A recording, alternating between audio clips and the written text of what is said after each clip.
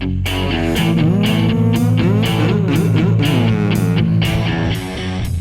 right, Allenless at the beach at some goddamn convention. God, was probably selling fire alarms to people who sell fire alarms. I find it funny that the place with the most water in the world, The may ocean. may in fact need some sort of sprinkler system. But hey, yeah, and by the way, he forgot to tell us he was going to be in Ocean City for an entire week. Like, oh, my bad, boys. I'm out of town all week in paradise with the best weather that Maryland's ever experienced in August. Yeah. Well, so folks, stay tuned. He's going to make a pit stop at some point during the show. We hope. He said he would. Inebriated, don't know. We hope, because he always he's got some zingers when he's a little tipsy. He doesn't drink during the show when he's at the safety of his house, but for some reason when he's a guest, He doesn't drink anymore during the show? No, because he just says he's got to get up early on Fridays. So do I. Don't fucking see me fucking bowing out. Listen, Pussy. I don't know. Maybe in that giant jug of quote unquote water, there is booze and he's lying. Could be. I'm not going to judge him. Either way, stay tuned. Alan's going to join us. And I heard something on a radio show that I want to run by you because you're pretty good with this type of stuff. And the reason I ask is a date night. I want to wish your wife and your better half a very happy 40th birthday. Maybe you have some plans this weekend. Do you? If you don't want to answer, that's fine. No, I don't have plans. We don't make plans. We might eat dinner or something on Sunday, but I decorated the living room like it was Christmas Day for her birthday, and that's her birthday present, and that's it. And I got her the most amazing fucking chocolate cake. It's like chocolate cake with chocolate ganache, with chocolate fucking filling, with chocolate mousse, fucking chocolate all the way through. And I was like, I don't know, this might be too much. And then after I finished ejaculating into my pants on the third bite, I got another slice. So that was money line, because we decided not to buy each other birthday presents anymore. Because one, it's too much pressure. We're spending our own money on ourselves. What's the point? Buy what you like. Sure. I'll give you the love you need. That's it. Sarah and I kind of feel like we're going to gift each other throughout the year with various shit. So it doesn't have to specifically, let's go out, let's do something. But it was Sports Talk Radio, and I think the guy had a couple minutes to fill before, for ads for standard whatever. Was it 3 times an hour? You got to go to ads. It's usually 4, but yeah, it depends. Just depends on the format, what you're doing. To finish up the block, if you will, and he brought this up. I found it somewhat compelling. Dinner and a movie. That's a saying that's as old as movie theaters have been. A date night. You get right. Yeah. His idea was, now, I've always gone to dinner first and gone to the movie. He said it should be reverse. That's bullshit. Because then you have the opportunity to talk about the movie at dinner. Oof. I mean, I guess you're eating at 9 p.m. or 10. I mean, whatever. But I never did that. No, it's always dinner and a movie, which is exactly how it's phrased and exactly how it's like, hey, you want to catch a movie and some dinner? No, it's dinner and a fucking movie. You head on over to the Red Robin, you grab yourself a burger that you'll never make at home with trinkets that'll never come on any other burger anywhere else in the world. Some avocado with a minced goulash with sweet peas. Like, what? Why? Okay, I'll try it. On a burger, yeah. On a burger. And then you head over to the movie theater. You get yourself a $15 bucket of popcorn. You eat it till your body literally is dehydrated. And then for us, because we live like 40 minutes from any decent movie theater, we talk about the movie on the way home. On the way home. Yeah. And I know you didn't just arbitrarily say Red Robin, because I know the Red Robin you're talking about that sits out in front of People's Plaza. Oh, yeah. I ate there too and then went to a movie afterwards. Yeah, dude. By the way, best onion rings in the business, if I do say so. They have like a smoked garlic aioli that you can dip those motherfuckers in, and they are crispy. I don't even think there's onion in their rings. I think they just like fry breading and give it to you. Right. This is a hot take, and I've talked about this. I think I've brought this up on the podcast. I an onion lover, think onion rings are overrated. I think onion rings are generally overrated, and if they're done right, they are the appetizer, in my opinion. But they got to be done right. And I will say, Red Robin does the best onion rings in the business. And you go to Burger King and get their fucking shit onion rings. I don't even know what those are. It's like I think they just take onion paste and like send a little kid in the back to like make little snakes, and they make little loops and fry them up. Because I don't As a know what matter the of hell fact, they are. it came upon me at a Burger King.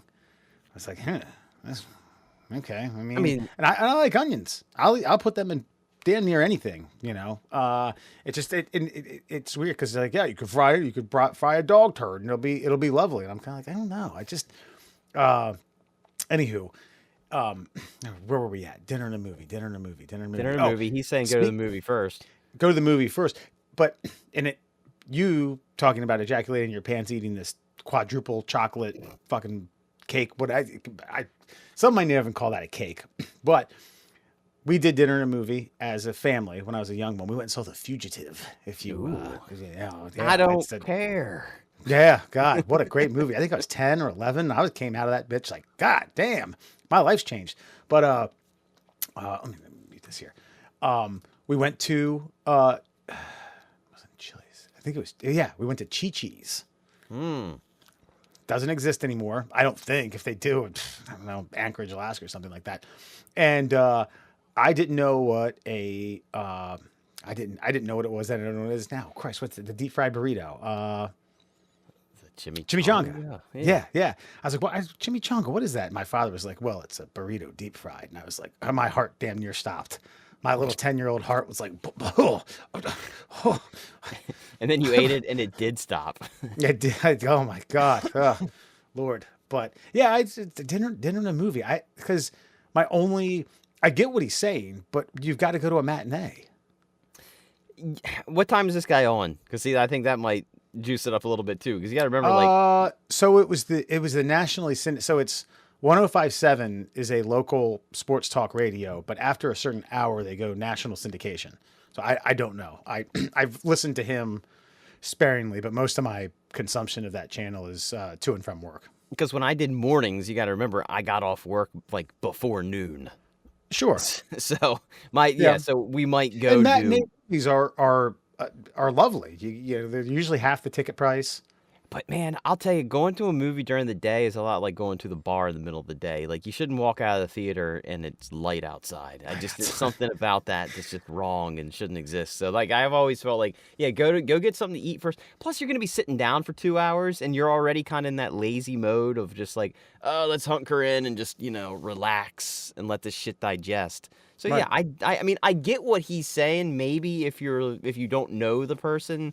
Oh, what'd you think of The Matrix? Do you think he was God? Do you think that was a Jesus story? And then you guys can talk about religion, whatever, over top of your fucking Jack Daniels barbecue baby back ribs at Applebee's. I don't know, but yeah, I mean, I get what he's saying. There's I don't think America's gonna change what they're doing to fit this guy's 2.5 minutes of dead air he's trying to kill. Well, he wasn't he wasn't protesting.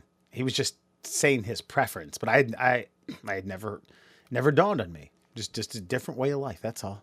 Well, there was a time too where you could say, "Hey, would you like to come over to my house and watch a movie?" And it didn't mean have incredibly animalistic sex on the couch while something played in the background on the old Netflix. Yeah, Netflix and chill. Right. That's a good point. Good America. Middle class was everyone. Murr and Foxman. Alan to join at some point. Unknown here in the very near future. God, what was I going to say? Something about movies. Something. He got my mind going. He got my mind fried. I said chimichanga and it went haywire. Any good movies coming out? Someone was asking if anyone had seen that Deadpool Wolverine. Yeah, I saw it. Yeah. Yeah. And it's a movie. It's a good movie. It's Hugh Jackman's got to be like 55 and still just fucking. And apparently those are his abs in that movie. And he did it right. And I got to tell you, man, watching their press tour, him and Ryan Reynolds going around, it's a fucking love fest. I mean, I get it. Ryan Reynolds, one, he's a very affable guy. He's hard to not like. And right. The more you hear him talk, and I don't know, he's never completely genuine because he's always got to crack a joke. But I've been watching these two go around. I legitimately think Ryan Reynolds saved Hugh Jackman's life. Like, I think Hugh Jackman was going through that divorce, and I'll just be honest, like his wife was older than him. Hugh Jackman's been a stud in Hollywood for the last like 25 years. Probably could have had any floozy he wanted at any point in time. Stayed faithful and true to his wife. She left him, and I think he was lost. And he had this character, and he had quote unquote retired the character. And here comes old Ryan Reynolds. Hey, buddy, you want to go make $1 billion and do that thing you love? Why would you ever say no? Let me ask you this. Did Hugh Jackman have why do you think people in those situations feel like they have to owe something to the character or owe something to the director that came before them? Like Hugh Jackman said that Logan was his swan song to the character. And then right before this came out, people were kind of like, the people who made Logan were kind of upset with him. It's like, well, you told us that this was the last hurrah, and now you're saying you're going to cheapen the movie we made 5-10 years ago now. So why are you doing it? Don't do that. And then he was like, dude, I got more in the tank. Like, looking at it from an art form, if you want to look at it like that, because some people do, and actors and actresses do, they view it as art. Meryl Streep she had a whole bit about when she won Best Supporting Actress to Oscars a couple of years ago. Anyway, I would treat it like employment. And I had a conversation with a friend of mine who, this is a crazy story, and we can talk about this. A friend of mine, a person you also know, got a job offer in hand for a decent salary, and the work schedule worked really well into hobbies that he really likes doing. Okay, which so it's go to work early, get out at a decent time in the afternoon, and then in the latter part of the afternoon he can then coach, which it's a passion of his.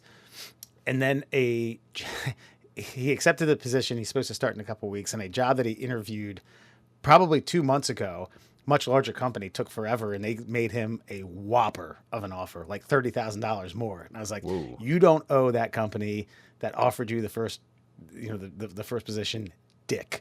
He's like, man, I feel bad. They really, they rolled out the red carpet. They treated me well. The interview process was nice. The person that I worked for made a point. He gave me a tour of the facility and was super excited. And they were like, you are our person. We are targeting you to fulfill this. And I do feel bad. And I was like, well, you got a conscience. That's fine.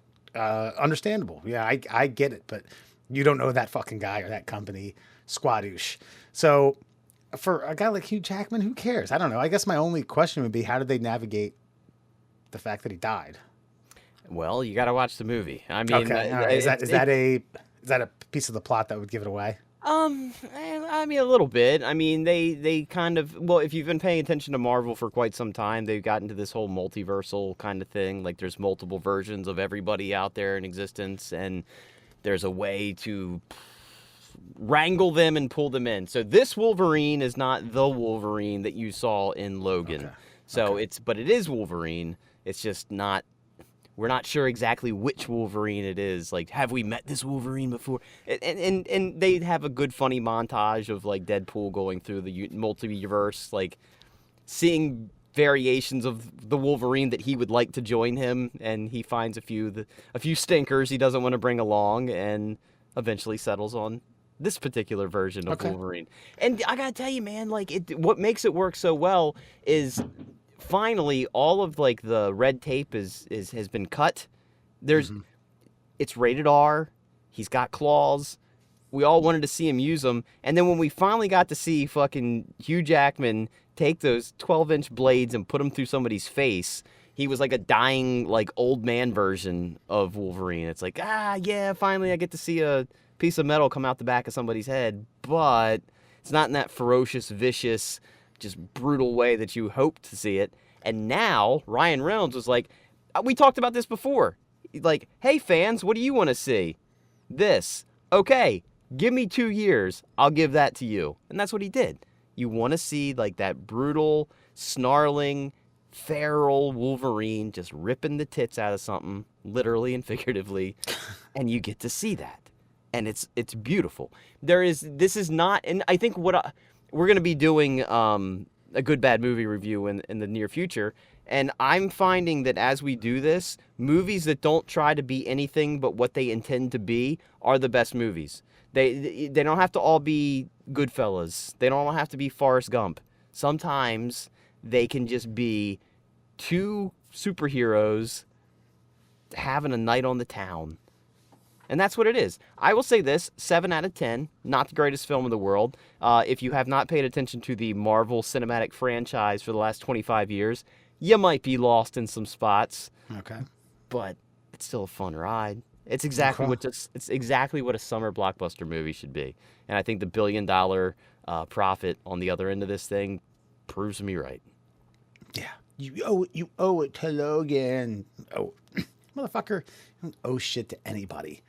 So they're going to keep casting him. If he's going to keep being in that kind of shape. I would say this, and I get it, like somebody like Rainn Wilson who played Dwight, you know, I mean, you don't want to be that character forever.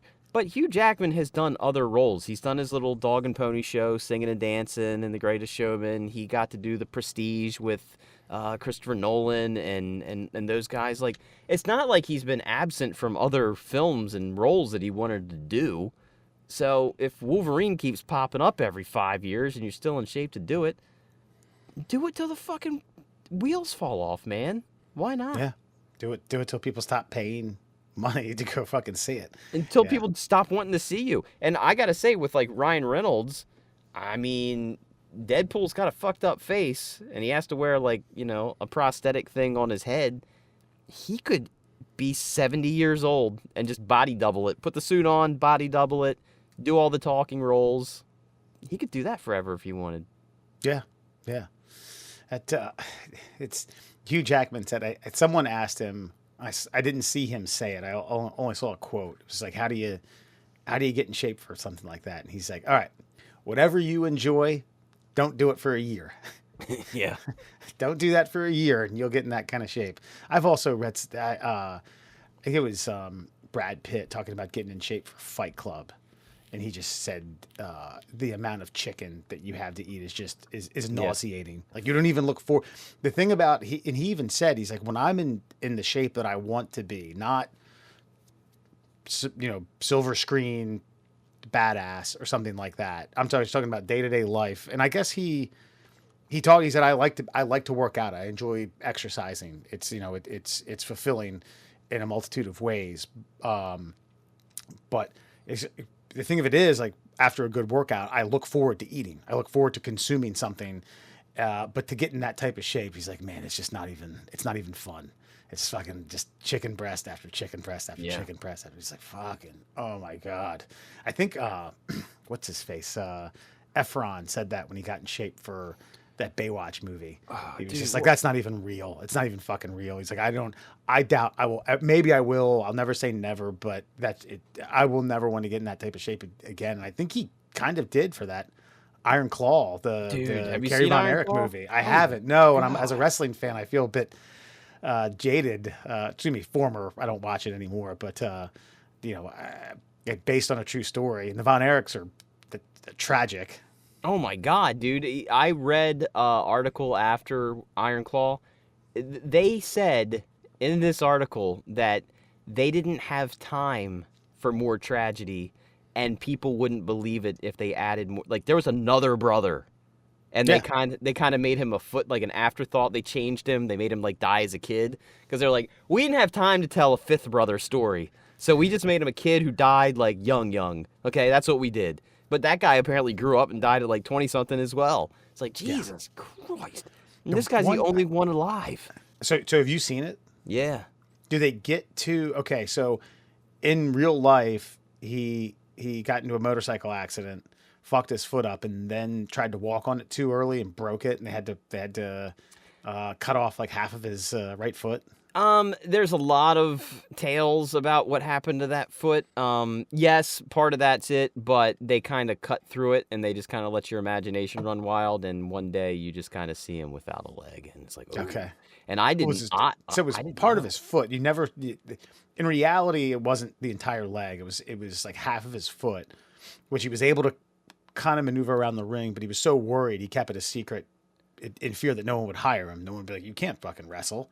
Apparently, it was from what I understand, it was the whole foot. Like it, Okay. and he like because of wrestling boots and the way they're designed, like you just couldn't tell. And Roddy Piper talked about. He said he did not show that to many people. He said they said he would even shower with his With wrestling boots boots on. on. Yeah, yeah. And he said Roddy was like, yeah, we shared a room one night, and he took his he stripped down. It was like he's probably me and two other people ever saw him without boots on.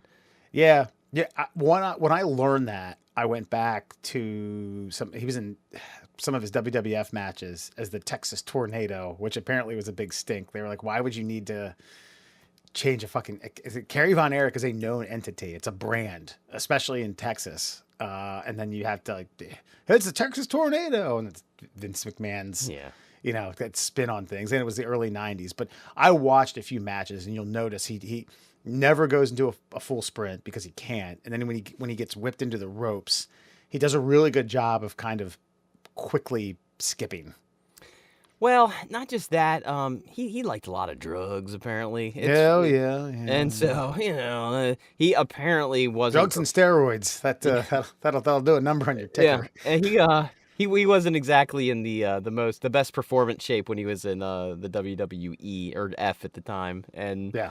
that's what got him canned. He just I don't know, man. It's a tragic story. You should see it. But Zac Efron looks like a fucking Greek god in that motherfucker. I hope. I feel bad for Efron. That jaw, Why? that jaw is distracting now. Have you seen his face? No. What is this? Has he done something to No, enhance or apparently fuck his jaw up? No, apparently he broke his jaw, and it was really bad. Like to where, like, whatever he did or whatever accident he got himself into, he almost died. And they had to break it and reset it. And because of that, it's almost like it's widened. He looks like a He-Man character. It's Okay. It's obvious that something has happened to his face, and he doesn't hide the fact that he got mad because everybody's like, man, why'd he go fucking around with his face? That was his moneymaker. And he's like, I didn't fuck around with my face. Like, I had a medical incident. They had to save my life, and now my face looks different. Sorry. But it's almost like he has to be built now, because otherwise it doesn't match his body. Like, it matches his body if he's big. And, I mean, it's not quite the... who's the guy? What was it? Hold on. Go ahead. Ask your question. Then I'll ask another one. Who's the guy who really fucked himself up? Was like the big heartthrob back in like the 80s and 90s, and then Rourke? Yes, Mickey Rourke. It's not that bad. Dude, that guy that's ridiculous. God, he was such a handsome man. He was a grizzled handsome man, kind of like a Ray Liotta, like young Ray Liotta, handsome kind of guy. Yeah, But I'd say if you ever watched it, like, have you ever seen Diner? I think so, but it's been a while. It's an older movie from the 80s. It's based in Baltimore, but there's a lot of for the time, young heartthrobs, and he was one that stood out to me. I was like, God damn, that guy. Whew, good for him. The old DNA strand put together a good looking feller. But but I mean, and Efron's not exactly like the wrestler looking or anything, but I mean, there's a change. You can see it. So is this post Ricky Stenicki? Because that's the last movie I watched with him in it. I don't think so. I think he hides it pretty well, depending on like the camera angles, and I mean, it's not that off-putting. But knowing what Zac Efron looked like, say, in like Neighbors with Seth Rogen and all that, just like handsome boy next door, Baywatch, like, sure, it's just a different. I'm not saying it's a whole different guy, but it's like, something different about you. And I guess when you've been in the public eye since you were like fucking 16 years old, I mean, people are going to notice that shit. I mean, nobody really says anything when you fix the gap in your teeth, but when you when you get a titanium jaw, like, that's a little noticeable. Yeah, that's try to think. Have you ever seen I think it's a Netflix movie where he plays Ted Bundy. Whew, yeah. He shows off his acting chops in that pretty good. I like Zac Efron. I went through a thing where I was like, let me find every Zac Efron movie post Disney, and I'm gonna watch it. I think he's a good actor. Yeah. It's kind of the same thing with John Cena. Like, I think John Cena's become a good actor. Cena's it's a bit of a different beast. I for a long time didn't like DiCaprio, and it's simply because he was a young heartthrob and growing up where every movie he came out, every female that I knew was like, oh my God, oh my God, oh my God. And it was, I vetoed or protested his ability just solely on the fact of jealousy. And then I think it got to a point where I was watching some movies later on, like This Boy's Life with De Niro, Basketball Diaries, The Island. I was like, oh, wow, this guy's fucking talented. Holy shit. Yeah. Okay, this guy can act. Well, I remember him in Gilbert Grape. What's Eating Gilbert Grape? Yeah. And that's before Titanic. And there was like that Titanic era where I was like, what, Titanic, Romeo and Juliet? I was like, okay. Like those were the heartthrobby movies but then I saw him, I don't know what it was. I think maybe Departed or something like that. I'm like, okay, Yeah. this is a different creature. And same thing with like Brad Pitt. I mean, Yeah. like I went on a deep dive with Brad Pitt and then George Clooney. I just couldn't get past the handsomeness. There was like almost like a better part of a decade. I want to say circa like 2007 to 2017, maybe even a little bit before that, where he didn't star in a bad movie. Who's that? Which one? Clooney. Like everything it was either major blockbuster or just him playing the Descendants, Michael Clayton. There's that one movie. I'm gonna balk at the name of it. It's kind of a terroristy flick. Crown? No. It's like the name of a city or a name of an area. In the Middle East. Syriana? Yeah. Again, like me and Dewey were talking about it. It's just like, I don't like this guy doesn't get casted for a shitty movie ever anymore. Or is it that the movie's not shitty because he was cast in the role? Like that's true. Sometimes you gotta. Sometimes that's a bad casting's a thing. Like, I don't know. Like, here you go. Have you seen the Clooney movie Three Kings with Ice Cube? With Ice Cube and Wahlberg? Yes, okay. That movie doesn't work without Clooney. Otherwise, it's just a bad B movie. You put Clooney in it, he's a little bit serious, a little bit funny. He's got that look. I mean, Clooney can say a line with his face without uttering a word, and that's what makes a great actor. Brad Pitt is he's so normal, and I don't know. It's weird. Have you seen Bullet Train?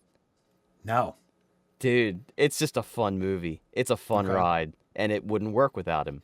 And he plays like this kind of cool as a cucumber, neurotic hitman that's just like, I don't want to do this. And he's just kind of like he's being bothered the whole time. But, like, I don't want to fight you, but I'm going to kill you now. Like, and it works. Check this out. And I noticed it a lot in Ocean's 11 and Moneyball, which Eating, yeah. And I could not find, I looked on Reddit, Quora, everything, and it was all guesswork. People were like, yeah, there's, in terms of acting prowess, it just seems more but again, no one had a definitive answer, which I think I kind of like, you know what I mean? Oh, and especially in Ocean's 11, when he's like propped up against the car, and every time he's just like chowing down on some fucking burrito or some sandwich or something. It's almost like Christopher Walken. He's danced in every movie he's ever been in. Some capacity, he's done some sort of jig or some sort of thing, and he always works it into his characters. Downey does the same thing. He's always like Tony Stark. Go back, watch all the Iron Man, Avenger stuff.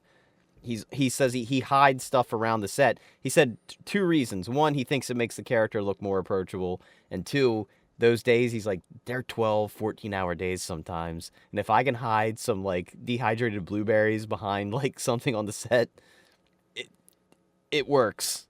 I get a snack, and it makes the character look more human. More human, yeah. Yeah, so he does that, too. And that's another one, man. Robert Downey Jr., I am so thankful that he's won this Oscar, because now he can go back and do whatever he wants. I think he quit Iron Man because he thought that Hollywood wouldn't take him serious enough to hire him for highfalutin films to get that Oscar. And then Oppenheimer came along. Boom. He's got the trophy. And guess what he did? Went right back to the Marvel Universe. He's going to play Doctor Doom now. Everyone loves a good comeback story. Downey Jr. Well, now, have you seen that outtake from Parks and Rec? Oh yes, with Yeah, Chris everyone loves a good Pratt, comeback story. Rocky, Robert Downey Jr., Kim Kim Kardashian. Kardashian. Well, it's not really. Yeah, she has coming her back, and that. Well, let me ask you this though, since we're on this old train here. Okay, so I've seen people both happy and completely angry about Robert. Do you know this about Robert Downey Jr.? He's going to play Doctor Doom moving forward now in the Marvel Cinematic Universe. Okay.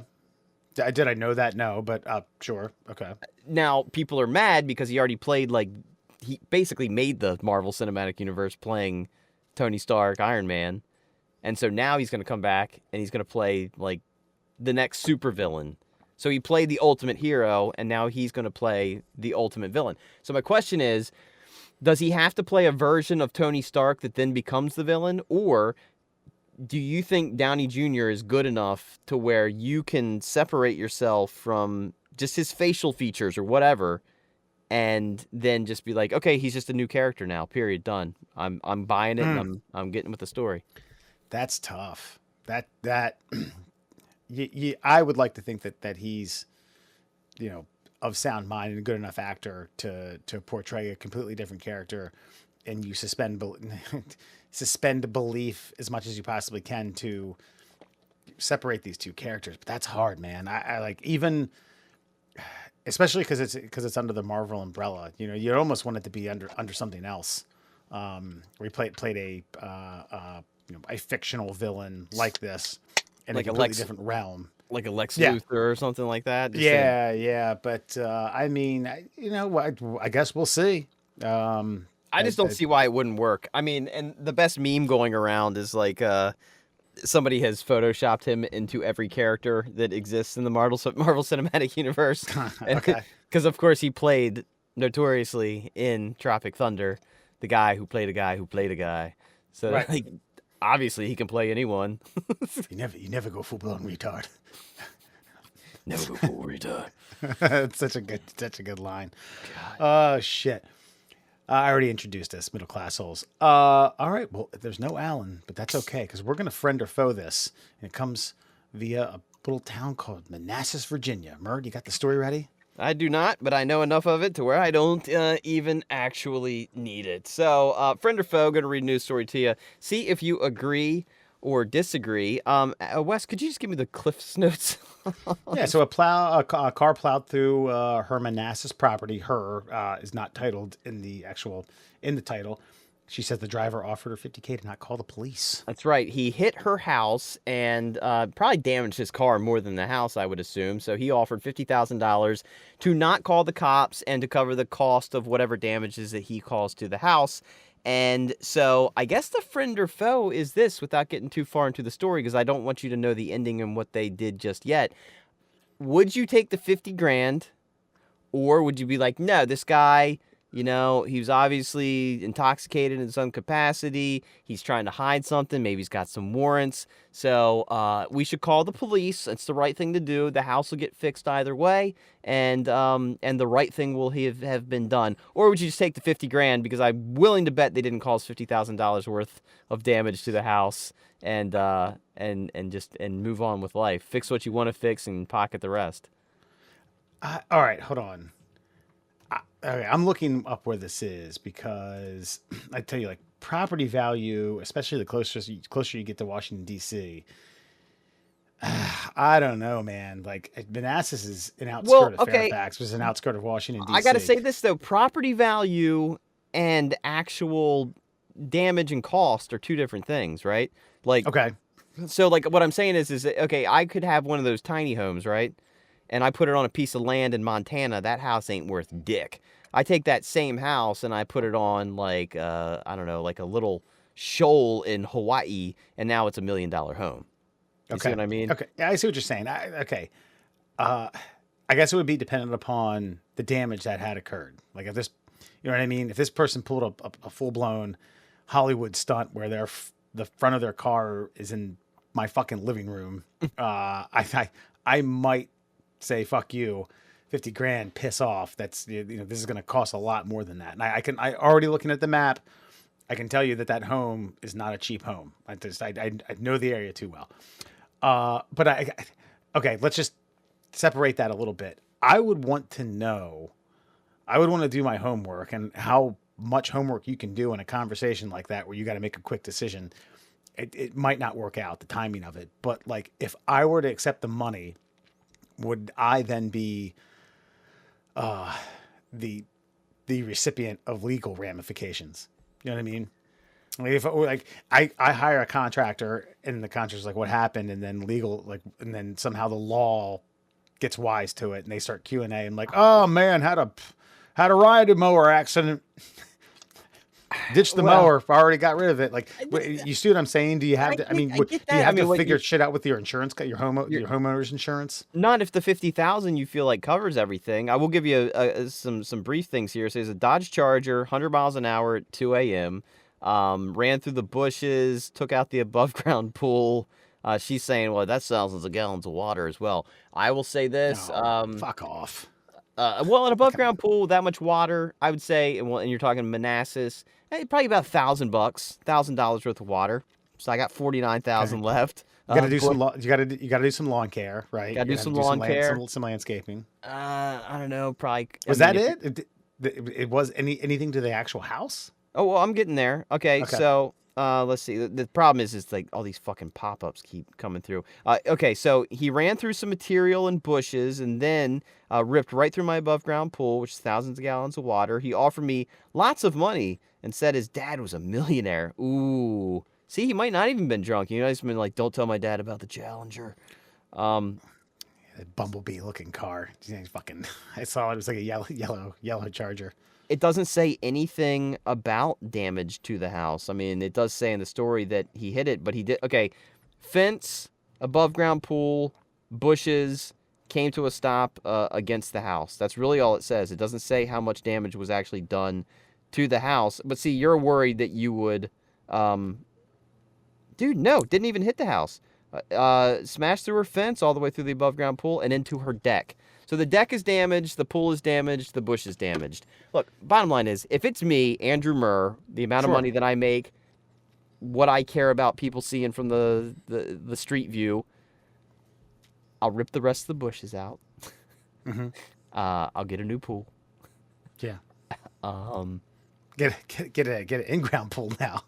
I fix the fucking fence. Right. That's less than $50,000 to me, and I feel like I would take that.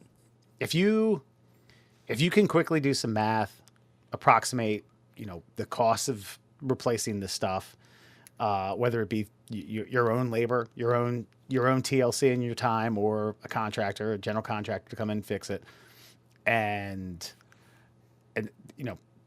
the dollars make sense, both literally and figuratively, then yeah, I'd do it in a fucking heartbeat. My fear would be then sometime down the road, I then have to lie to law enforcement or my homeowner, whoever insures my house. But do you? I mean, if none of that stuff is structural, I mean, no one, the insurance company, I put up a pool in my backyard. I didn't call anybody, but hey, we're gonna put up a pool. Is that okay? Like, no, I just didn't fucking tell them. Right. What are they gonna? Unless they fly a drone over my house, they're not gonna fucking no changes to my policy. You know what I mean? I would have to do this. Inspector, right? Sure, I guess, but are they? I mean, I don't know. I don't know. And if they did, I'd just be like, "Oh, what's the fine? $2,000. Oh, let me see if I got any petty cash over here." I mean, you would have to make a deal with that person because I'm sure they don't have 50 grand like sitting in their fucking broken down Dodge Charger in the middle of the fucking yard. So I would say, listen, here's what's gonna happen. If I take this deal, I'm going to be asleep right now, and I'm gonna walk upstairs. I need all of your information, a way to contact you. I literally call them in front of them and watch their phone glow and fucking buzz. And then I say, I'm going to go to bed. If you're not here tomorrow with a fucking good check or cash for $50K, this just happened and I'm calling the cops. So you got to make that deal to make sure that goes through. And if all the money clears and all that, I feel like I want the 50 grand because I don't think that's $50,000 worth of damage. I agree with you. You do need to do some assessment. But if I'm going to come out like 20 grand on top, I'm coming out 20 grand on top. Because otherwise, you're then going to have somebody come out. 2 insurance companies are going to have to argue over what happened out here. Lawyers are going to get involved. They're going to make some stupid claim that, like, oh, well, your curb wasn't sitting in the right spot and the property line and this and that. Like, you're going to have to, even though it's not your fault, you're going to go through a whole bunch of bullshit. Then you got to deal with contractors, subcontractors, landscapers, yada, yada, yada. You know, here's an example. I don't want to play too much inside baseball here, but someone I know had a commercial vehicle hit their car. Their car is like 10 years old. The commercial driver was like, he's like, listen, I will do this however you would like. We can either get the insurance companies involved, or you can drive your car down, get an estimate on what it's going to cost. I will literally cut you a check out of my pocket so we don't have to deal with all that horse shit. Yeah. What do you want to do? And my advice was, it's a 10-year-old car. You're not going to fix it. You really don't care about the cosmetic damage. Drive around with a dent and a scratch in the paint, pop the bumper back on, and pocket the money. And sell your car and get a new one whenever you feel like it. So that's a situation where I would say, let's not involve the authorities. Let's just cut a deal. I win, you win, we all win. But it sounds like they just wanted to get this kid in trouble, and that's what they did. You probably have an honest answer. It reminds me of a scene in The Sopranos where Vito hits a guy's car who, it's just a regular civilian has to. It would be a long walk for him to go to his mailbox, so he drives up his driveway, and Vito has been drinking all afternoon, slamming back fucking pop-off Piner bottles in his fucking Cadillac, and hits this guy's car. And the guy insists on like calling the police, and he's like, "No, I'll just give you money. I'll give you loot to cover the damage." The guy's like, "I don't know, it just seems weird." And then Vito kills him, shoots him. Well. In a different scenario, I think if it works out best, I feel like we've been programmed to think that we're not allowed to solve problems on our own. That's true. You make a great point where we are so locked into this fucking grid, and define grid however you want to where situations like that can't be person to person. Like, no, you that house is not yours. Okay, that's the bank's, and right. and someone else has to get involved in terms of assessing these types of things. We pay people to do this. Right. And so, you can't break out of the formula. Like, I'll tell you what, I had a really satisfying thing happen. So I borrowed a rototiller to help dig the hole for this pool.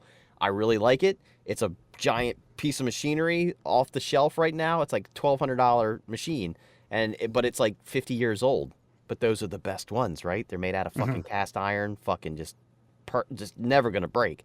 And I was like, he's like, well, I only want $400 for it if you want to buy it. I was like, you know what? I don't know what I need it for right now, but I know I'm gonna need it in the future.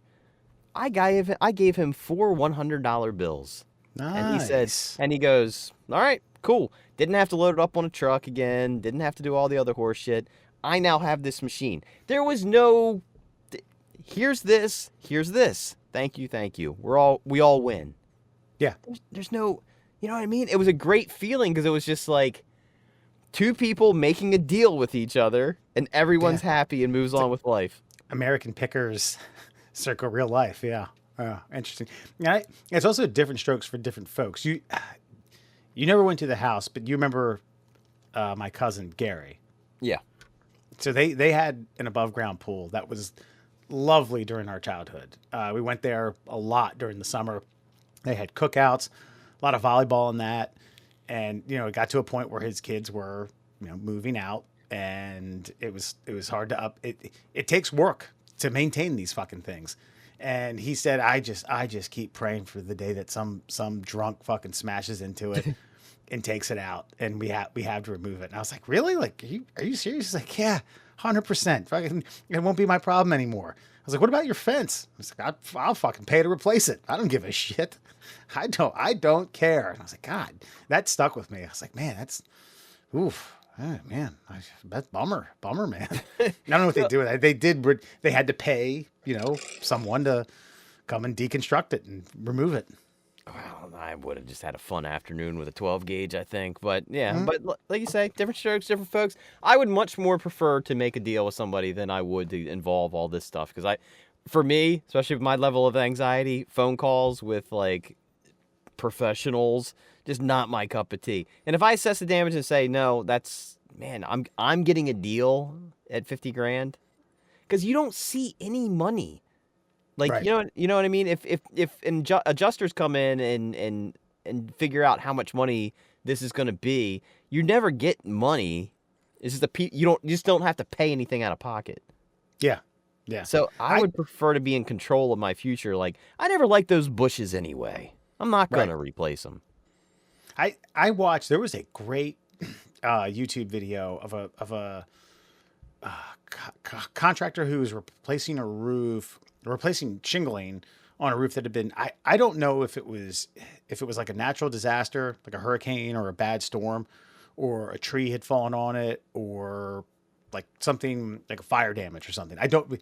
Whatever happened to it, it's not disclosed. But he's yelling at the the adjuster, to explain to him how to lay the tile down. Basically, like okay, Wait, are you talking about tile? Or are you talking about the roof?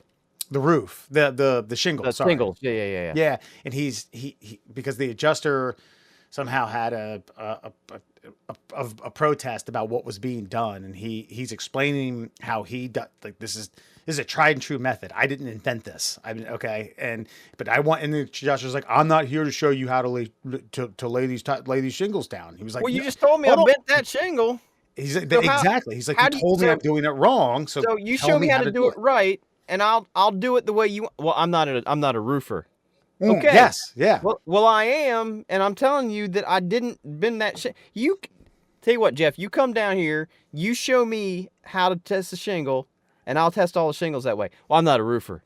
Well, Yeah. if you're not a roofer, how can you tell me I'm doing it wrong? Yeah, I've When I seen think that. it had to do with like he was assessing the damage, and he had to slide like the opposite end of a crowbar to like peel up to check, and he's like, okay, like you tell me when. He's like, well, I'm not a roofer. It's like, well, you're telling me I'm doing it wrong, so my fucking livelihood's at stake, buddy. Like we're not, you're one way or the other. So I get what you're saying. Just pocket the cash, and fuck 50 large too, man. That's a bold. Yeah. I wonder how old this guy was. Well, he was a kid. He didn't want to tell his dad, so I mean, A kid I with mean, 50 grand to fucking yeah, a kid that patch has up his problems. yeah, Jesus I mean, when Christ. you got that kind of loot to just kind of be like, we'll keep this between us. I mean, he's taking like most of my yearly salary to make a deal with some guy at 2 a.m. I know. God, there'd been some times where I wish I could have bribed some people to not tell my parents. Like, and what could I have done? Like, I got $6. Please don't tell my psycho father. I'll mow your grass every 4 days for the next 3 years. Yeah, that's right. Now you do, man. You make like that whole thing about we're programmed to not solve these issues like that. It's almost so true. It's fucking depressing. Yeah, I know. And I feel like we're that way with more than just personal issues anymore. I mean, we're that way with politics. We're programmed to like think one way or the other way, and we get locked into that way of thinking, and it's just I don't know, man. I wish there were more independent-minded individuals out there, and I wish we'd solve our problems amongst ourselves a little more readily than we do currently. Yeah, 50 grand? Pff, you must be a Republican. Jesus, that's stupid kind of money. What's the matter with you? Ugh. Actually, if you look at the breakdown, Democrats have more money per capita now than the Republicans. That was true 15 years ago. Yeah, fucking dumb bullshit. We're all fucking doomed. God, well, watch where you're driving in Manassas, I assume. Driving, I don't even think I've had, like, I was involved in an accident in college. The driver was drunk, but we were driving a block and a half, so no one was like, and the car was full of people, but we were going down a hill. It had been snowing, and he said, I'm letting you all know now I have no control of the vehicle. We're like, wait, what? You're kidding, right? He was like, nope. Like, and he turned the wheel 90 degrees both directions. He was like, this is taking us downhill. And we ran into this guy's front yard through a bunch of bushes. And yeah, he went up. We left it.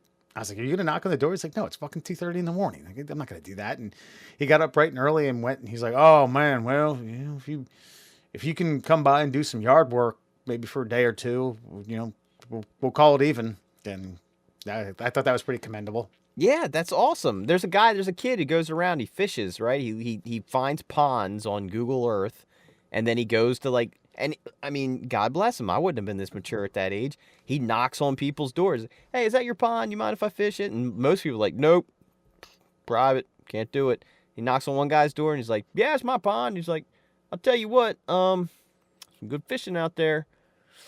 How about you help me clean up some stuff out back? 2-3 hours worth of work, and then I'll come out there and fish with you. It's like, deal. And they go out there and they do it. Yeah, I thought he might say, if you catch more than you can keep, bring it up. I'll have some dinner. That'd be a good trade-off, That'd be great too. And then after they got done fishing, the guy paid him fucking like $60 for the work that he did. It's we just don't communicate anymore. We're so fucking locked into this. I don't know, man. Okay, as a mailman, it's just this is what drives me up a wall. There will be times where like sometimes the mail gets stuck together, right? So you might get literally your neighbor's mail the next mailbox over. And sometimes the next mailbox over is literally, I can take my left arm, stretch it out, and it's right there. Right. You will get mail in mailboxes that said, not mine. It's like, why didn't you just put, could you just done that? Do you not know your neighbor? You don't even have to be friends. Right. You don't even have to know who the hell that person is. The address is right there. Yeah. Yeah, you see, it's like, I'm 513, 515. I don't know. I don't know if I should do it. Seems a bit shaky. I should leave this to the professionals, but I should also write a paragraph on the front of this mail to let that neighbor know that the mailman's the one that fucked up. Not he got this flyer. I got this flyer from Belk's. Yeah. I got this half off Domino's Pizza award. Yeah. But I didn't use it. I turned it in. It was the mailman's fault. I was going to say it's from an insurance company for a claim. Got a claim. I don't want any parts of that. No way. No siree. Folks, well, let us know what you think, friend or foe. Would you take the 50K, or would you just would you go through the authorities and let the young ruin man someone's life? That's right. That's right. All right, Murr. Well, let's get funky. Let's get friendly with Fun Fact Friday. I was just trying to do alliteration there. 5 fun facts for you fuckers on a Friday. Let's get to it. Brought to you, of course, by our great friend, The Cuckster. Find him on Instagram, Cuckster for Life. That's Cuckster, the number 4, Life on Instagram. Is The Cuckster just on an infinite tour? Is this ever going to end for him? He's got 2 more cities. This week he's in Biloxi, Mississippi. And then next week he rounds it out at his favorite stopping ground, Ocean City, Maryland. But Biloxi, believe it or not, is the only city with that name in the good old great United States of America. There's only one Biloxi, and it's in Mississippi. And there's 6 casinos in that town. Really? 6. Yeah, that's great. So wow, it's a good recipe for good cooking. People down on their luck, worse than the Cuckster. So find the Cuckster on Instagram. That's Cuckster for Life. Let's get to it. 5 fun facts.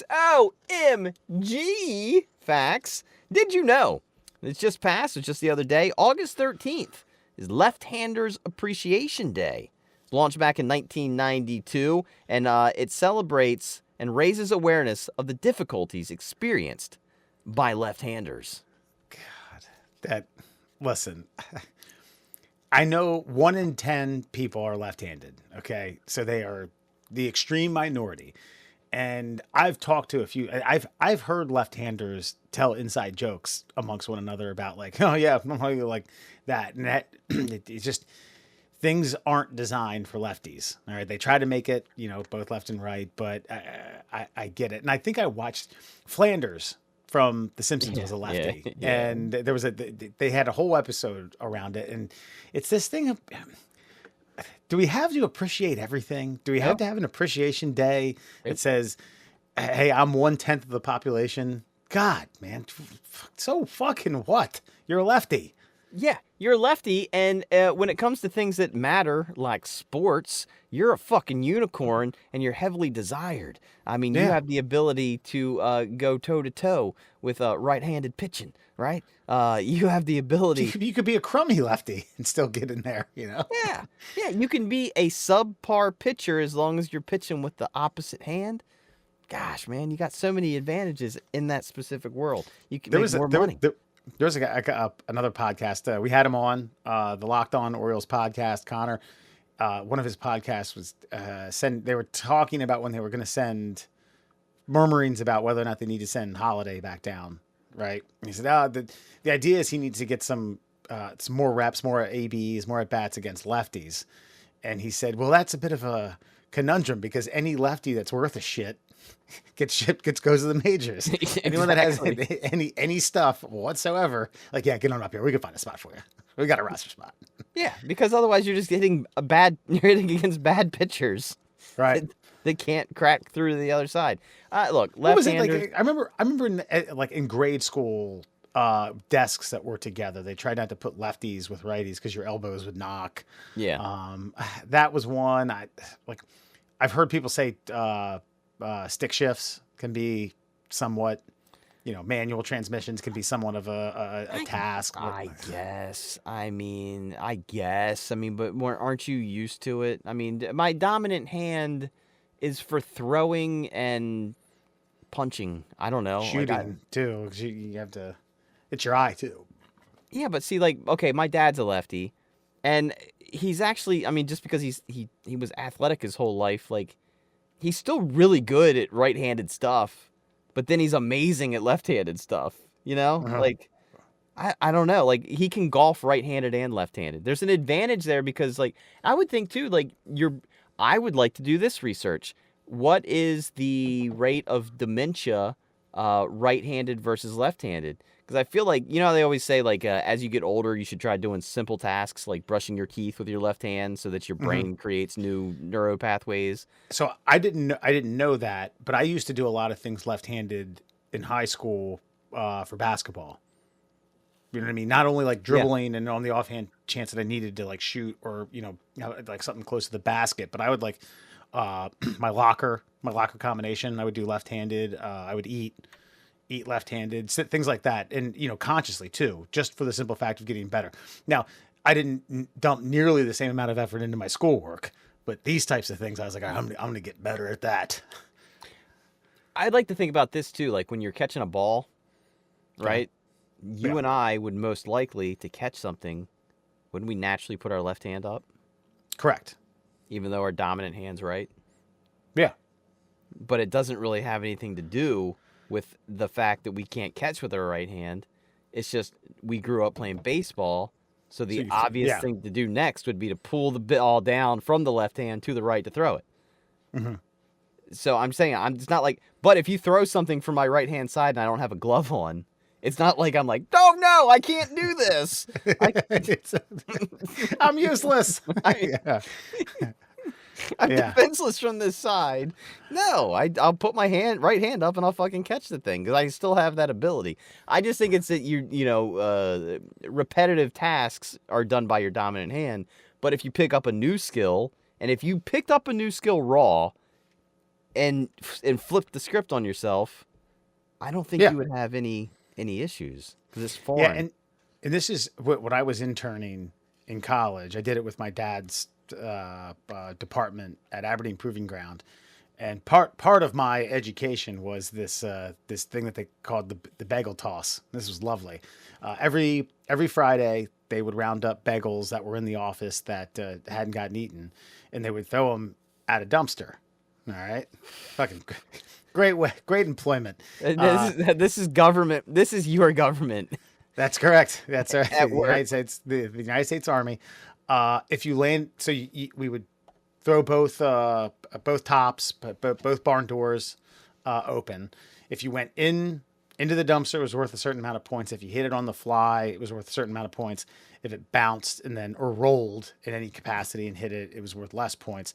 If you missed it, it was worth 0. And I can't remember. It was really determined upon how many bagels were in the bag.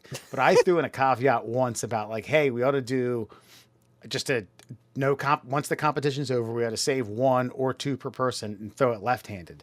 It was my father and a coworker of his, and they were just totally like it was probably like a 20 to 25, maybe 30-foot toss. And these guys like it was like newborns throwing something. And they were like, how do you do it? And I was like, again, back to my basketball stuff. I was like, I practiced that stuff to get better left-handed. I was like, God, you guys, did you do anything left-handed in your 50 years of existence? Anything? No, if you want to feel like you had a stroke, try throwing a fucking football left-handed. Like it's tough. Of all the things, like I mean, I can do the arm motion, but it's everything. It's the footwork. It's like the step before you throw. It's the weird twist of the body. Like, nah. You just look like I'd say if you can find, if you're a righty, and you're into golf and you're getting golf lessons, try to see if you can get an instructor who's lefty, because they'll stand in front of you and mirror it, and vice versa. Maybe it's easier if you're a lefty. Obviously, like more people are right-handed. So, just a little tidbit in case you were looking for some golf instruction. Sorry, I think I grabbed a very old White Claw off the floor that was what was like Flanders was doing coffee mugs that had the emblem facing inward when you held it left-handed. It's like I never get to see the emblem. God, Jesus. It was left-handed scissors. Yeah, right. All so right. what's the next fun fact? We should probably get past one fun fact here. Did you know Persia and China were the first to develop windmills? They've been around since 2000 BC. Bam. About 4,000 years, man. Windmills. Interesting.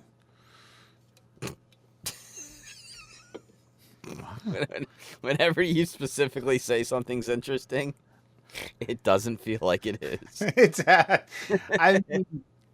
I applaud the ingenuity and the fact that these folks were trying to generate power of sorts. I guess it didn't work because electricity wasn't a thing. What were they using it for? Well, no, you can use windmills to mill. Oh, wow, that's interesting. Wow. Okay. Yeah, so you would use the wind, and then like if you had grain, you would bump the grain on like these giant stones with like grooves in them, and then the wind would turn the mill and give you'd make flour, because otherwise it's real hard to do that. Gotcha. Yeah. You're using the earth's elements to produce more, to do the work for you. Yeah. Shit.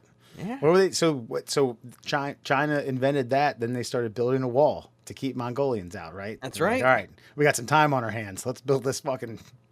Dude. That thing is like it is legitimately a couple thousand miles. Yeah.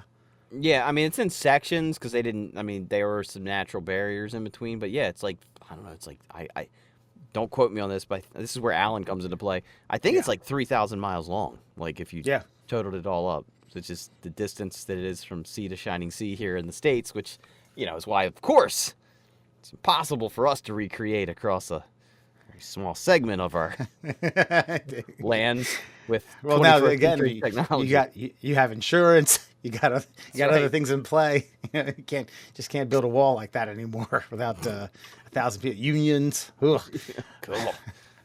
I would say that is not necessarily like, I won't call it wonders of the world that I want to see. I'll just call it landmarks in this world that I hopefully at some point get to experience and put my feet and hands on. The Great Wall would be one.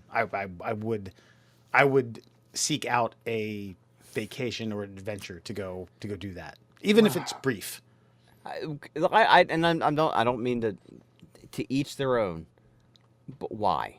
What would be so fascinating for you about it? Just like a human ingenuity thing, like generations of people doing that and kind of getting to get into the all the stuff at Greece is another one. I was gonna There's say other ones like I'm there's some that I'm kind of like, if it happens, great, but I'm not gonna die miserable. Like I didn't get to see the Caspian Sea. well, like for me, like I do feel like the ancient Roman aqueducts are more impressive because they're about as almost as much like distance wise. There's almost as much of them, Yeah. and they're actually functional. They're not just like a big fucking thing in the way of people. Like Sure. It's like we're transporting water thousands of miles to like a location. To me, but again, I wouldn't want to do that because to me, I'm like, yep. I feel like Clark Griswold, like when he looks at the Grand Canyon, like, okay, let's go. Like, puts his hand around his family, like, all right, let's get out of here. Yeah. we're all done here. I don't know what I'd like to see. Some stuff just doesn't interest me. I do like maybe like the canals of Venice. That just seems kind of, I don't know, like roads made out of water. That's wild, man. Like yeah. My mother has been there, and she said it's impressive, but it does have a pretty ripe stink to it. No, I bet it does. I know you what gotta the get used to that. I know what the Susquehanna smells like on a bad day, so yeah, I can only imagine, like, that's your roadway. Ugh. All right. Did you know the first Rolls-Royce, marketed in 1906, sold for about $784? Now, that would be around $295,000. Ah, they've maintained. The bell curve is relatively flat. They haven't inflated. Damn, 1903. Can you imagine? Like, $700. Like, oh yeah, we're $200. Yeah, let's do that. Yeah, but you were also getting paid like a wooden nickel a day, so there's that. Well, obviously this was targeted towards aristocrats and wealthy folk. Yeah, Sure. Yeah. So, I mean, was the auto market that aggressive back then? Were they? I mean, 1903. I'm assuming that was like 1906. I mean, not everyone had cars.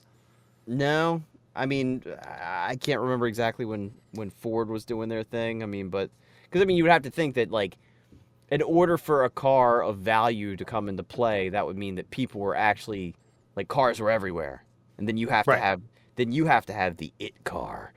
Before it was just like, oh, you've got a horseless wagon. Congratulations. Then it's like, well, now I need the best horseless wagon. Mm-hmm. Hence Rolls-Royce. It's got windmills on it. That's right. What fascinates me about Rolls-Royce is they're handmade.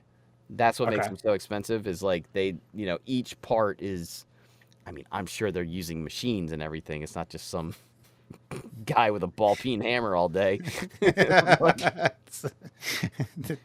Fabricating fucking metal sheets, yeah. No, but apparently if like you have a part that needs replaced on a Rolls-Royce, like you got to send the car to Rolls-Royce because they're like, well, the part we have ain't going to fit your car. It's got to, it could be off by like, I don't know, like a few millimeters or something.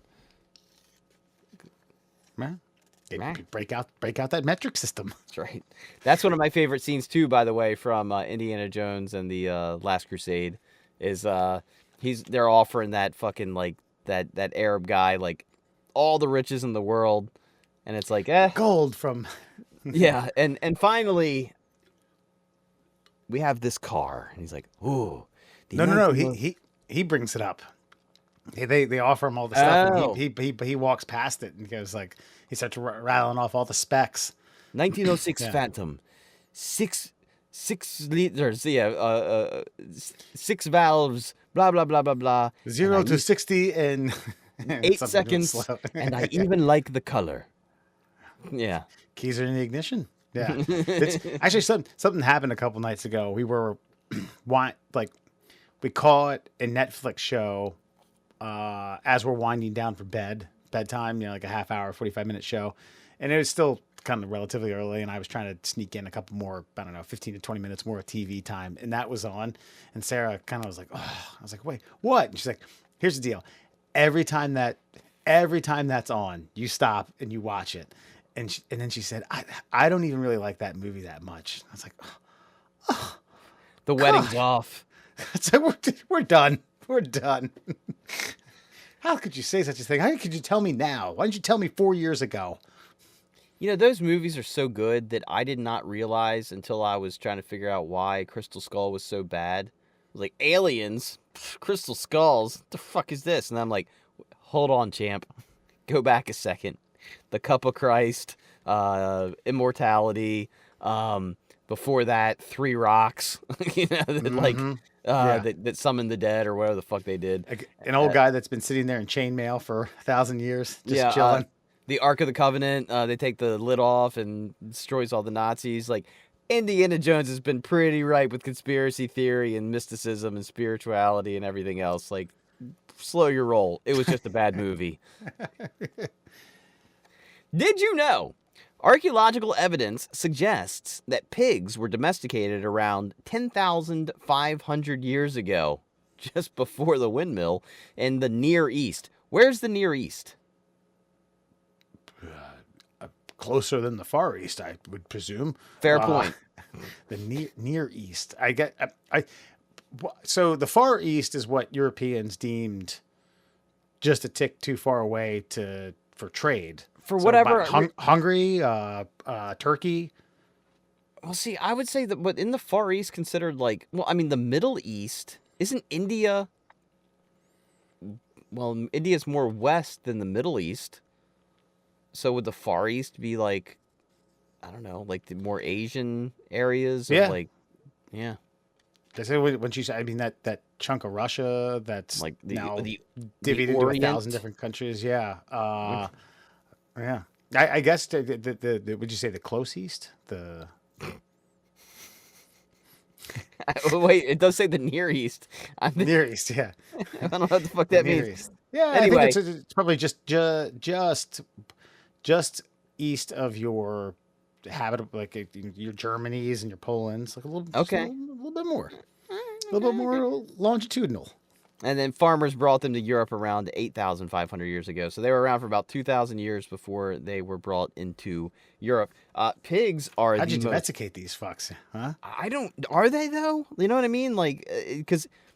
Fun fact about pigs, if you let a domesticated pig out of its pen, within a week, it starts growing tusks and, like, that coarse brown hair. It literally starts turning into, like, a warthog. Like within just like a week or two of not being domestic anymore. So I just like, I mean, they'll do your bidding, I guess, behind the pen, but when they're out, they're out. They're done. They're back to the wild. Don't let that pig loose. Interesting. I wonder what, I mean, it's kind of that saying, he was a brave man who first cracked open that oyster. Yeah. But this guy's like, you know what, man, these things, these are valuable. We need to round them up. We need to make them tuskless. You know, we get that brown fur off of them, and then we need to just fry the shit out of whatever's on their back and thighs. Isn't it crazy though that, okay, I know from a religious standpoint, like both the Jews and like the Arabs are kind of against pork and all that jazz, but pigs, like, they can have multiple litters a year. Like, they're ferocious when it comes to like breeding. Like, you leave some pigs like unattended for a little while. I mean, they're like Catholic rabbits, and there's just food everywhere. Like, if we could finally convince some of the other religions to like get over that shit, couldn't we solve like the protein problem in the world with just pigs everywhere? I mean, you gotta be a little rude to the pigs, of course, but it just Sure. There's feels the like mental hurdle of slaughtering. I get it, but yeah, you're absolutely right. You could have every arbitrator there is in the world. You could have the Winston Wolfs of sit down and educating these close East or Middle Eastern societies about, listen, it's not that big of a deal. Allah will still accept you when the time comes, and they'll be like, nope, not happening, not doing it. I mean, the most like believable, plausible reason for pigs being, you know, a sin, pork being a sin, is that back then you could not save the meat. Pork goes bad quick. Correct. It was, yes, that's 100% correct. It was a salt. salvaging thing. There was no way. Obviously, pre-refrigeration, or securing meat like that. Yeah, so they just deemed it like, hey, fuck it. No, it's a filthy animal. We don't Can't eat do it. Can't do it. Not allowed. Done. God said no. And it was like, oh, And then God okay. made refrigerators, all right? And they're fucking. I mean, seriously. I look. I get it. I mean, if you want to traditionally say like, I don't eat pork most days of the week, but best story ever. I was working at the pizza shop back in the day, and this guy, he was Muslim, but he's as American as they come. He's like, man, you know, when I moved here, I wish nobody would have told me about BLTs. I'm like, what do you mean? He's like, when I first moved here, somebody asked me if I wanted a BLT, and I ate it. It's fucking delicious, right? So for years, that was my go-to, like sandwiches, the BLT. And then finally, somebody told me what the B was. And I was like, fuck. I haven't had a BLT in a decade now. I'm like, why? Like, it's against my religion. I was like, yeah, but for 10 years, you unknowingly ate it and nothing bad happened. Yeah, for what, like now, presumably like an eighth of your life? Yeah. You know, if you do well. Yeah. And I'm like, dude, man. He's like, yeah, but when I didn't know, it wasn't a problem. But now I know I can't do it. Ignorance is bliss. Oh, you son of a bitch. I'm sorry for that. And finally, He got that the thing of it was he got the bacon with the mayonnaise on it. I don't like was like- mayonnaise, but I got a BLT with mayonnaise that, you know, because they forgot. And I was like, no mayo. And they put it on there anyway.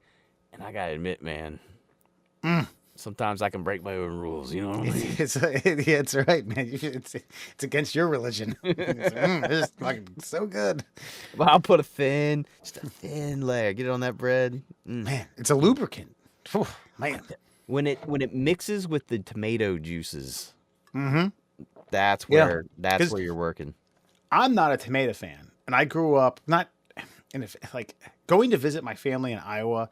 They would occasionally a side dish would be sliced tomato with salt and pepper, like you know patties of. And don't get me wrong, these were good. These were farm grown. You know, my grandparents knew where these were picked from, and I was like, ugh, like I'll stomach a few of these and get them down just to make the fucking family happy. And I just don't. That's not very appetizing to me. But when you say it like that mayonnaise and the tomato juice, I know what you're talking about. I know the mixture. I know the elixir. Every now and again, like by the way, an aioli sauce is mostly mayonnaise. I didn't know that until I looked up. What's aioli? Oh, it's just mayo with a bunch of shit in it. Like, why'd you tell me that? Now I can't enjoy my onion rings at the fucking Red Robin. That's right. That's right. And a fair amount of mayonnaise goes into crab cakes. Well, depending upon who's making them and what you are. There's a particular it's called Duke's, and that's all I use when I make my crab cakes. Duke's or nothing. Care about that. I've heard mustards and things that I enjoy. I just don't tell me you made it with mustard. Just don't tell me. There you go. I'll eat it. I put a fair amount of that in that bitch too. Why'd you do that? And finally, did you know Mount Olympus on Mars is the highest mountain in the solar system? It is 14 miles high and 388 miles wide. Hot damn. No other plan. I guess you figure a handful of them are just straight gas, so they're not going to produce mountains. And then I don't know. I figured like a Neptune or something like that would have gotten smashed by a meteor and created something. But 14 miles, yeah. Why don't some of these people who are sick of climbing Mount Everest, tackle that one when we civilize they got to Mars, get there first, man. They got to get old Elon, get them out there, and they can start climbing away. Well, do you think do you think that's going to be a thing? Eventually, yeah, absolutely. We're climbing Mount Olympus. Mount Olympus. Jesus. Well, I mean, if you think about it, though, sometimes these things are stupid and sometimes they fascinate me. Somebody put a meme up the other day. If you think about it, we're all just living on mountains. And it was one of these images of the earth with no water. And yeah, if you think about like the mid-Atlantic shelf and everything like that, like there's a steep drop off once you're at the ocean. Like you go out a few thousand yards and it's just bonk straight down. So yeah, we are. I mean, I don't know. The largest quote unquote mountain on Earth is underwater, right? I think technically. I mean, but if you went to the bottom of the Marianas Trench with no water, and they had to climb up that bitch, and then just kept on going. A mountain. Yeah, then kept going to Everest. Like, yeah, it'd probably be about the same. But yeah, because Mars had water at some fucking point. Right. But anyway, That, my friends, is your Fun Fact Friday. All right. We're going to wrap this show up. Alan, I guess he was selling something. He was selling something to somebody. Maybe next show. Folks, you can find us on all your social media platforms. Instagram at MDL Classholes, The Middle Class Holes on TikTok and Facebook. TickleOurTummies@gmail.com if you want to email us. We haven't had one in a long time. And, all your streaming platforms, Google Podcasts, Apple Podcasts, and Spotify, The Middle Class Holes. Check us out. Man, I didn't think about that one. Yeah, I know, right? I got a little sweaty. I think Alan's just so good at it. He probably does it in his sleep. I think we could probably shorten it, but Alan's so good at rattling it off, we just don't. Because check us out on all your social media platforms, Google Podcasts, Apple Podcasts, and Spotify. Good night. Yeah, we can't kick him off now. It's fucking tagline's so good. Not that we were going to. All right, folks. We'll check you out next week. Holler.